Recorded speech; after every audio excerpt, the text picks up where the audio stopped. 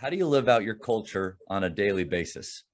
Well, the good thing is you've experienced it, and hopefully every year it gets a little bit better. And that's because as coaches want to improve, just like the players want to improve every year. And it starts with your staff. And I think players' actions always speak louder than words. And I think players feel staffs that like one another, that pull for one another, that aren't jealous, envious, try to do things for attention. But I mean, we ask our players to always be great teammates. Well, being on a staff, you have to be a great teammate because you have to show respect, you have to sacrifice. And then as the players see that, I think the next part is with the culture, things that kind of make our program maybe different. Being at a Christian school, we're able to Mm-hmm. do a little bit more.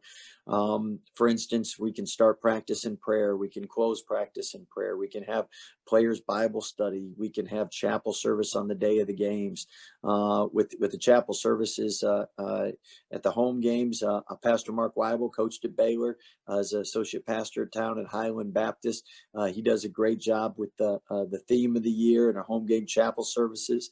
And then on the road, we're so blessed that our assistant coaches, something that they're open to doing because it takes time to plan, but they do an amazing job in bringing the word on the road. And I know that the chapel services I learned so much from and are so advantageous to me as a husband, a father, as a coach. And every time we have a staff meeting, we begin in prayer. And at the end of the day, everything we try to do is we try to incorporate God. So it's a Christ-centered program. Again, not every place you can do that, Right. but at Baylor, we are, and it's a blessing. Yeah, and I can say from the experience I had with you and your staff that first year, your first year, my senior year was, I was always impressed because you mentioned a second ago, you said it starts with our coaches first and leading by that example. I think as players, we were so astonished by how joyful you were, how much energy you brought every day, and how much optimism, almost to the point where we were waiting for it to break. Like, how can he sustain this? How can the staff sustain this?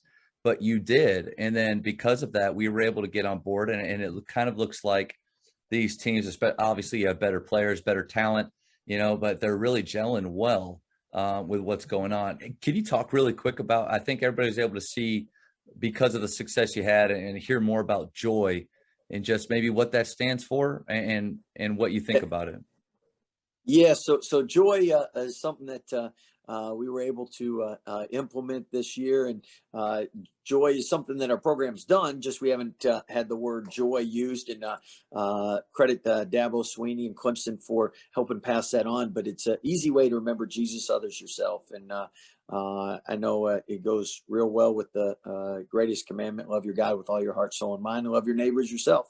So if you're putting God first in everything, and you're putting your neighbors, and which are others, second, everything falls in line. And I think parents, the best thing is Christmas time. You got your kids opening up gifts, and they're having a good time, you're having a good time. And normally they say with parenting, you're only as happy as your unhappiest child. And that's where if you just want everyone to be happy and at a joy stage of what their role might be, and to be cherished and loved no matter what that role might be. Because as we know, normally there's only 5 guys on the court.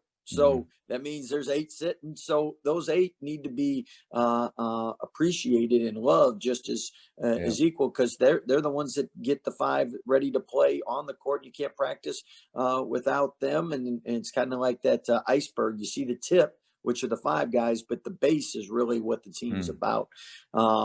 Another analogy we always use is tug of war. If you put a team together and one person's off, the tug of war, it affects you. And again, everybody matters.